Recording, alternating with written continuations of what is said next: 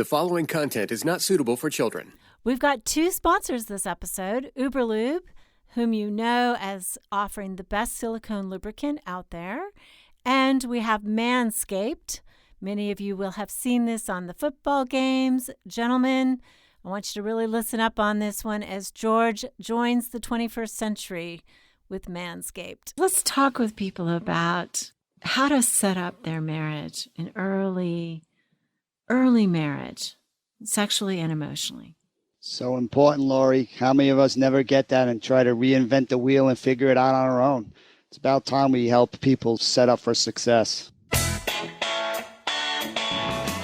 Welcome to Foreplay Radio, Couples and Sex Therapy. I'm Laurie Watson, your sex therapist. And I'm George Fowler, your couples therapist. And we are passionate about talking about sex and helping you develop a way to talk to each other.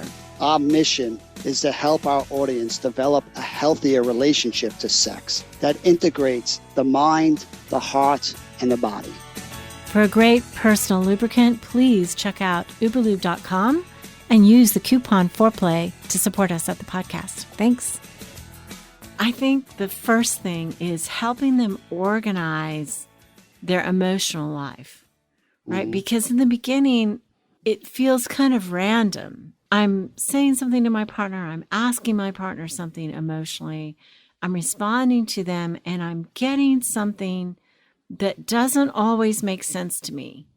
And so I really think that organizing around understanding, not 100%, but understanding the trend of whether your partner is an emotional pursuer or emotional withdrawer really, really helps make sense. It made sense to me finally in my own marriage, trying to understand that, and then also finding kind of what moves make it better so that your partner, you don't push your partner away or you don't frustrate your partner, right?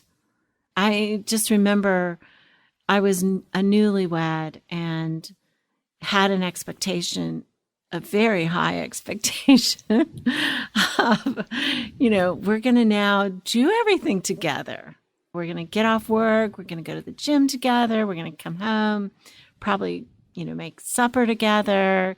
Do dishes together. Oh, absolutely. Do dishes together and then go to bed together. I mean, that was kind of my evening in terms of how I thought that was going to happen. And I remember that was definitely not his picture of his evening. A lot of it was he was going to go to the gym by himself. I mean, what are we going to do at the gym, right? I mean, you go do the treadmill. I'm in the weight room. We got married, George, when women were not in the weight room. I mean, women really were not lifting. And so you were up on doing the classes and doing the treadmill and the guys. And so for him, this whole fantasy of mine of we're going to meet at the gym was like, no, let's not do that. And definitely I got married in a more probably traditional expectation. I definitely saw myself as the grocery shopper, the cook, the planner of all that kind of stuff. Yeah, the decorator. That word expectation is critical, right? If we don't challenge expectations and assumptions, it sets us up for failure. So just identifying what are the moves that you do that make you safe, right? It allows this process to become more predictable and allows you to take the other person's move less personal, right? So if your move is to engage, to talk, to kind of head towards, but your husband's move is to take space when things are not working, to avoid conflict, right? To just recognize that allows you to say, hey, he's going away not because he don't care, but this is how he's learned to manage kind of a threat. Or for him to start recognizing, wait, Laurie just wants to talk about it. Her anger's her fight for me. It's not her trying to tell me I'm doing it wrong. That understanding going into a marriage creates such a strong foundation. And I think too, he had been at work all day long. So that was a high engagement, high interaction. And so the way he experienced relaxation and the end of his day was like ending that interaction. I need alone time. I need recovery time. And it wasn't even personal about, I don't want to be with you. It was just like, when we were dating, we didn't live together before we got married. And so when we were dating, he would have a gob of that. Yes. I mean, maybe we would get together in the evenings, 3 or 4 evenings a week. And so, sometimes it would be 7:00. So he'd be off at 5:30, 6, have an hour to himself. So coming into cocktail hour, like, are you kidding? Yeah. It's like, where's that hour that I need? That's right. Yeah, I tell new couples, I talk about this in my book, True Connection, the high road, the middle road, and the low road. The high road is great levels of engagement, great sex, great dinners, the stuff that new couples think their whole relationship's going to be, right? The good stuff, why we're with each other. Yeah. The middle road is just the grind of life. You got to pay the bills and do the dishes and take out the garbage and all the stuff that needs to happen. And then the low road is the misses. How do we repair our insecurities, our vulnerabilities, right? We want to help young couples thrive in all 3 roads. But unfortunately, what happens is most couples blindly go into it thinking, hey, we're supposed to be like Hollywood, living in the high road together. And before you know it, they find the grind starts to sneak up on them, and this isn't so much fun. The more you're stuck on the middle road, the more you're going to need to talk about the misses and the repairs in the low road. But most of us get no help doing that. So that's what you're saying with these cycles. There's predictable things. There are some low road conversations that are going to need to happen, right? If your husband knew how to talk about kind of his world in a way you can hear it, that would have been a beautiful teaching of the value of low road. But most couples, newlyweds, want to avoid it. And they don't recognize to avoid the low road also means you start to lose the high road. Now you're in trouble. Absolutely. I have a pursuing male partner in therapy. He's the male pursuer. And he says, why live an average life? Why shouldn't we just like really concentrate on making every moment count? Yes. Sexually, and like he literally wants to have daily talks about the relationship. How am I doing? How are you feeling about me? What can I do better to really make your life good? I mean, he is so intense, George. Hey, listen, I feel bad for my wife as you're talking about this because, I mean, this is what foreplay has done to me. It's caused this to be much more in my brain. So I want to be able to, change the world. Let's make sex easy to talk about. Let's talk about it all the time. And I look at her, she's like, no, not again, right? It's like, so I can relate to that pushing energy, right? Yeah. Just wants to say, hey, my heart is coming from a good place. I just want to do good. I want to have fun. And when you have that kind of good energy and somebody's like, doesn't want to engage, it's like, wah, wah. It's like a Debbie Downer, just like crushes you. So I'm glad that you're giving that example, and then men can be the pursuers too. Right. But yes, Absolutely. That's a setup when you want something badly and you're going for it. And the other person not only doesn't engage, but walks away. It's like, are you kidding me? That natural anger wants to come out and say, ah. That is so true. That is so true. And I think young couples, right? What can we encourage them with? Like, if you're a withdrawing partner, how can you talk about your needs in a way that is loving to your partner, explaining, depersonalizing it, explaining who you are and what you need, so that your pursuing partner kind of is let down easy? I mean, what would you suggest? You're so good at language. I want to hear you. Well, listen, I think these withdrawers or protectors who like space, we want to see the value, the strength of that in so many places. That's so good and so healthy. We love people calm under pressure. We don't want that to change. So we really want to start off connecting with that. What I think then my next move is I really need to help those protectors experience some success with those more vulnerable feelings, right? The reason they want to avoid emotions because most of the time emotions lead to fighting bad things. Right? If emotions could lead to repair and connection and feeling better, they'd be more inclined to having that. So that's really what I'm trying to set up a structure. I find really helpful with my couples to say, all right, what is the goal? What is the target of this conversation? If you want this protector to share and have success, if that is the goal, then I got to get my pursuers to say, this isn't about you or your feelings or your worlds right now. We'll get to that. That's a different target. That's a different conversation. But for this conversation, I need you to be the one person on this planet that keeps their focus on that protector and really helps that protector experience success with sharing what they're sharing.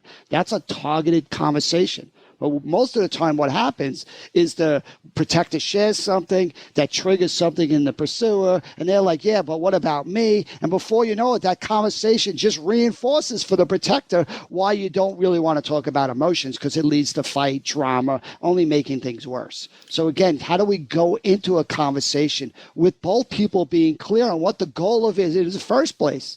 If it's the pursuer who really wants to feel understood, then I need to see the protector to kind of get to see the value of staying focused. This isn't about you. You're failing, protecting yourself, needing to go away. How do you get curious and really understand this protector's world? Mm-hmm.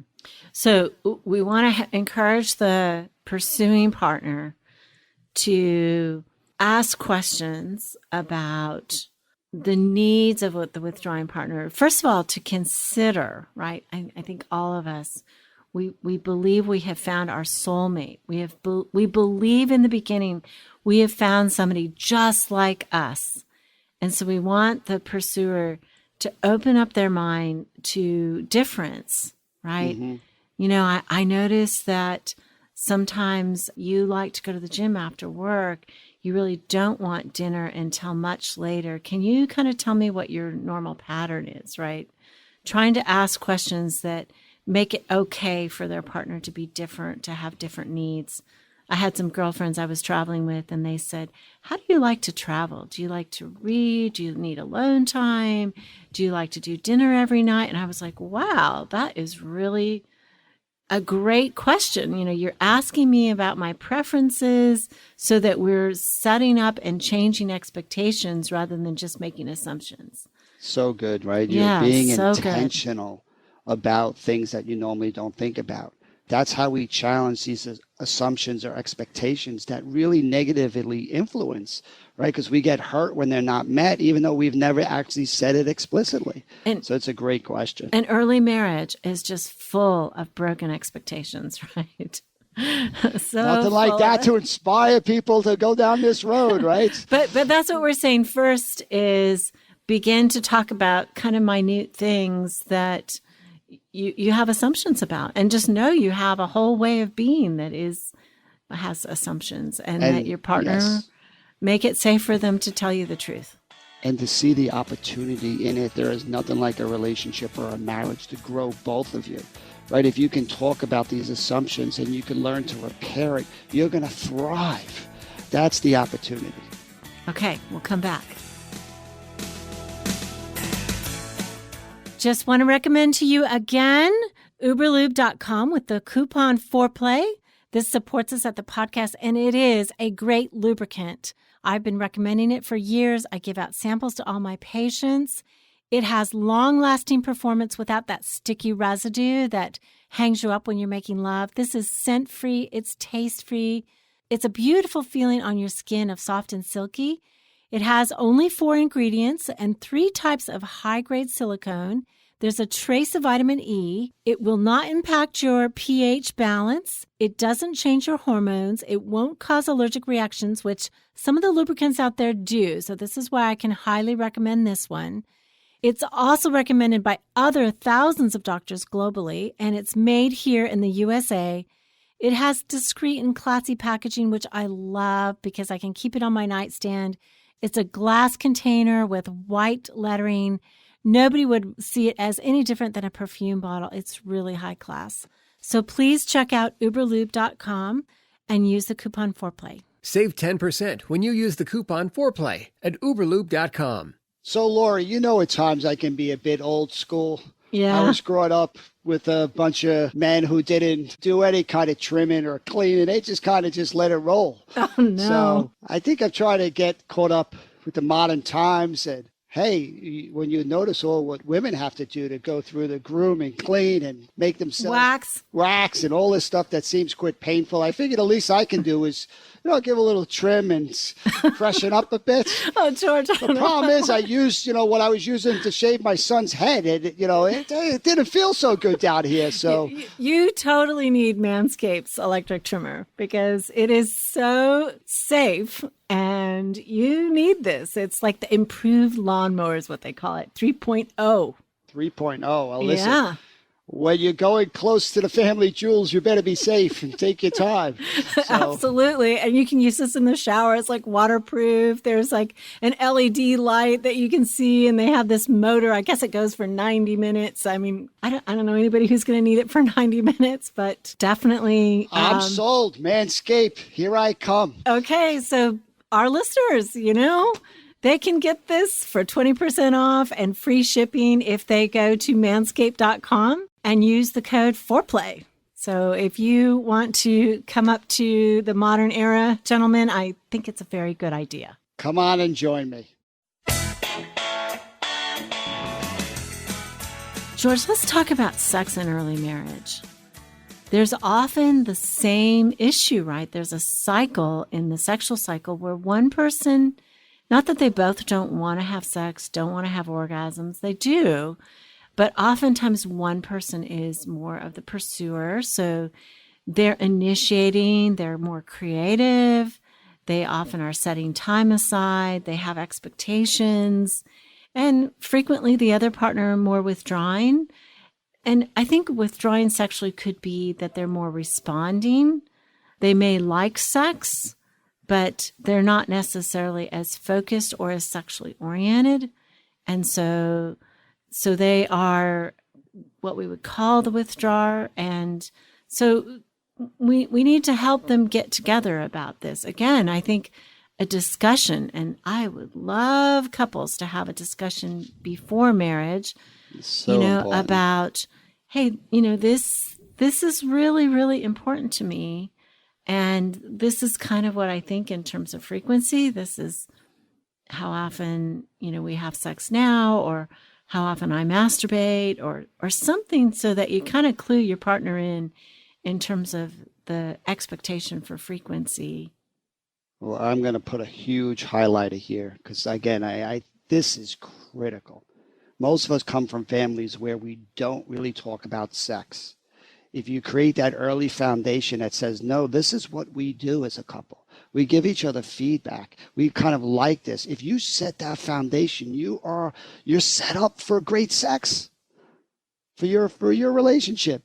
But if you don't, if you're not intentional, if you just think your partner's going to be a mind reader and it's just going to, right, it's just set up for missing. Right. So this should be totally built in with your marriage certificate, that you have to have a conversation. You're forced to have a difficult conversation. It's not supposed to be easy, but it's not easy when you go to the gym for the first time. You hit a golf ball. I mean, the more you put reps in, you get practice, it becomes easier. That becomes your new normal. So this is probably the most important thing that a newlywed needs to hear. Like, don't avoid this conversation. It won't be easy, but there is no better investment of time, of energy that you can have than to actually have this conversation and set the tone for the rest of your relationship that this is something really important to do. And I just gave you a piece of research in something else that we're going to talk about today that was saying, talking about sex, people experience that as more vulnerable than having sex. It is because it's opening up your soul about it, whereas you could maybe do it. It's good, it's bad, it's whatever. But talking about it is so difficult.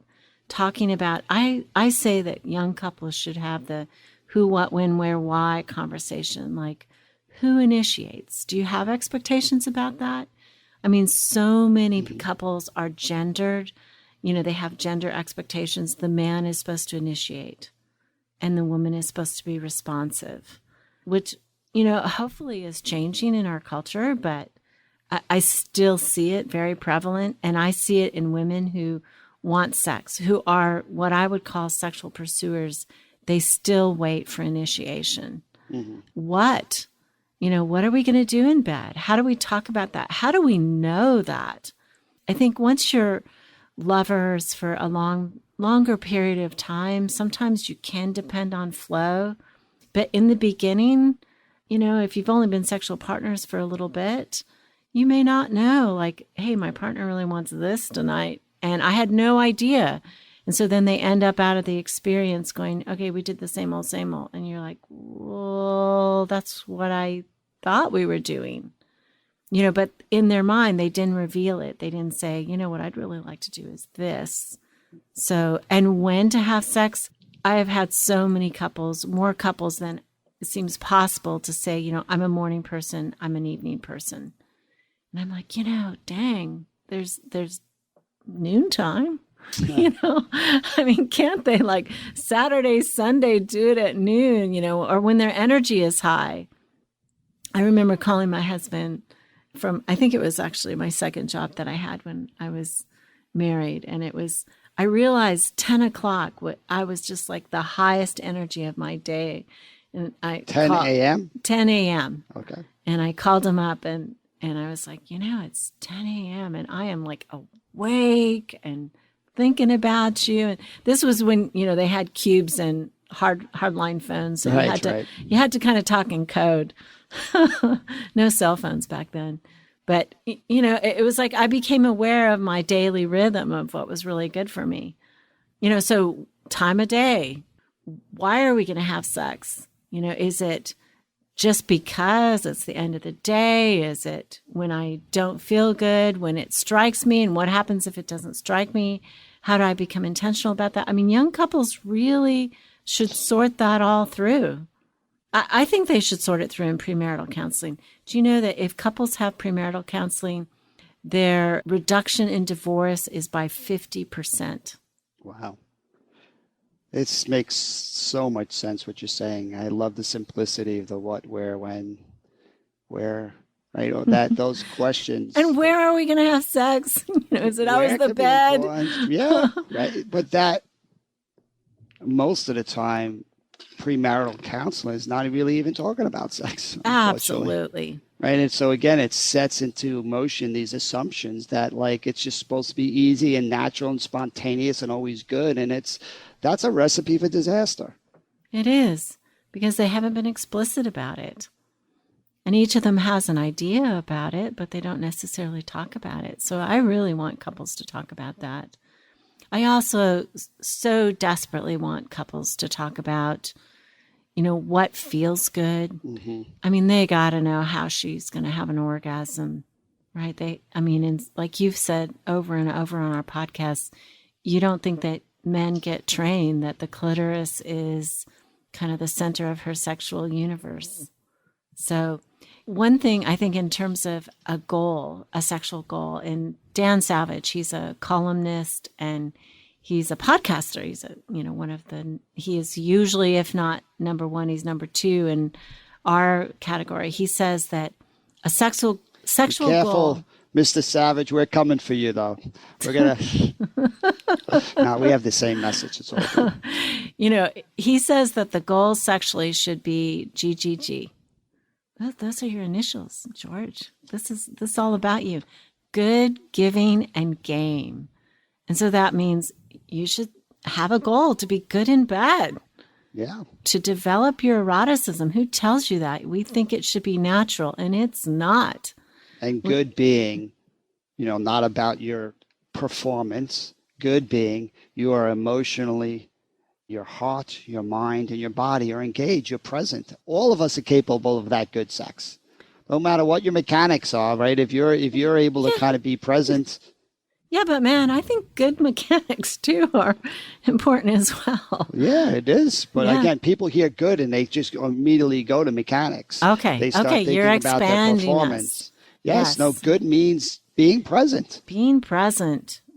Being there with love. Yeah, I like that. Okay.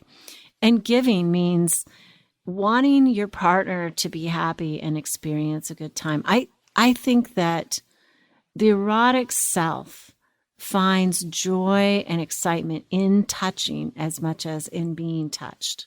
Yes. Like so many so many people tell me, well, it takes them so long and I have to do this, my mouth gets tired, this, that, and the other. I'm like, oh my gosh, they somehow or another have not translated pleasuring their partner into something that feels exciting to them.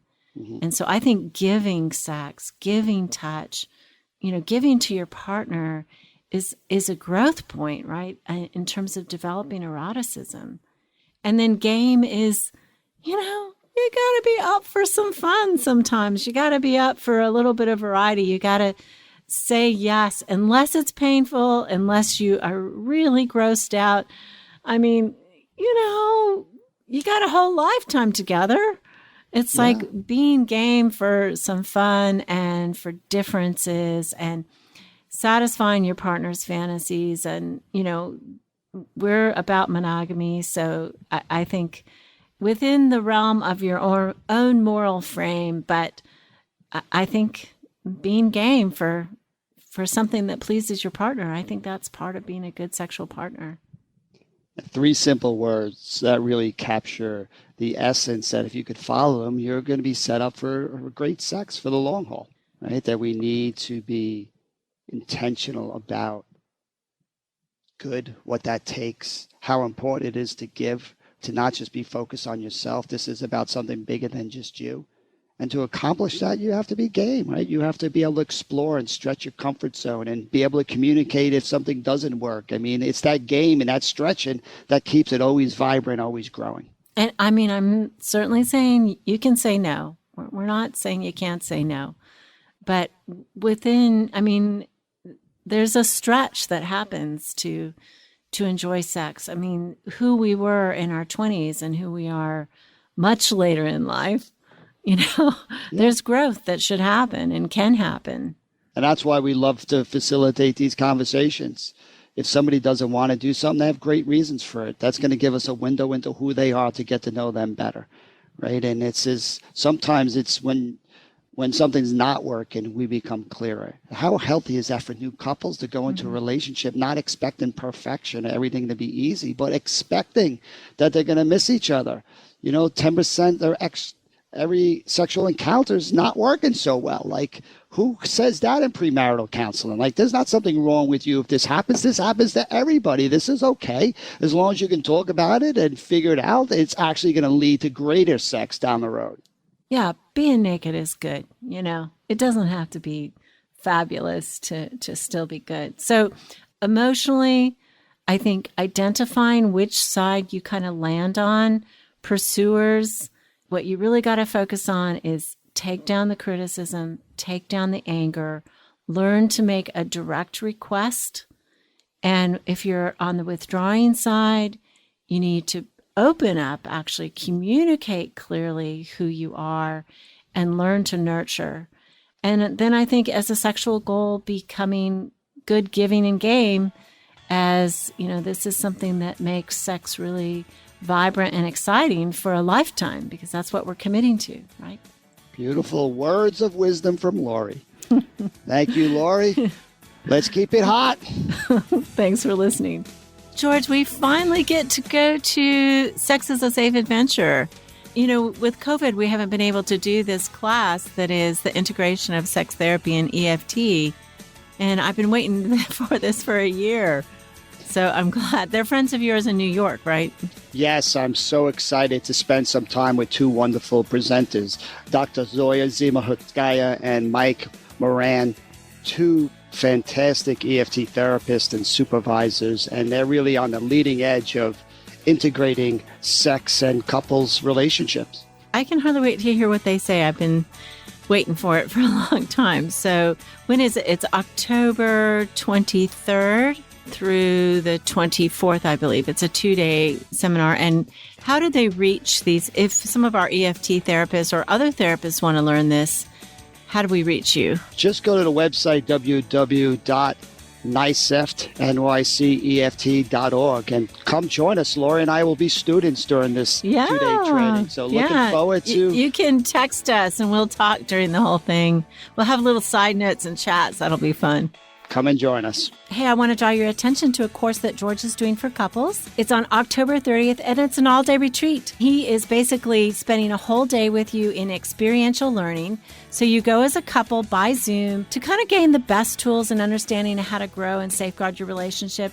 Again, this is by George. We will have a link to it under the resources on our website or link hopeandrenewal.org connection-course. Laurie, I want to give a big shout out to our patrons whose support is really helping. And as we're starting to notice, with success comes more expenses. Right. And it would really be great for our listeners to have new patrons come and join us to be part of this mission, talking about sex, the importance of that to change our culture, to help us not have to figure this stuff out and feel ashamed and alone with all this. That's right. We are doing a Facebook Live on October 16th at 8 p.m. Eastern Time so that our Pacific Time listeners can at least join in, hopefully after work. We will get you a new episode as well that is just available to patrons. Thanks so much. I mean, it feels good that people are believing in this mission, wanting to help other couples and wanting to help make sex something that is beautiful and easy to talk about and reduce the shame that people feel about it. So your financial support has been helpful, and it would be wonderful to have you behind us. Call in your questions to the Foreplay question voicemail. Dial 833-MY-4PLAY. That's 833-4-PLAY. And we'll use the questions for our mailbag episodes. All content is for entertainment purposes only and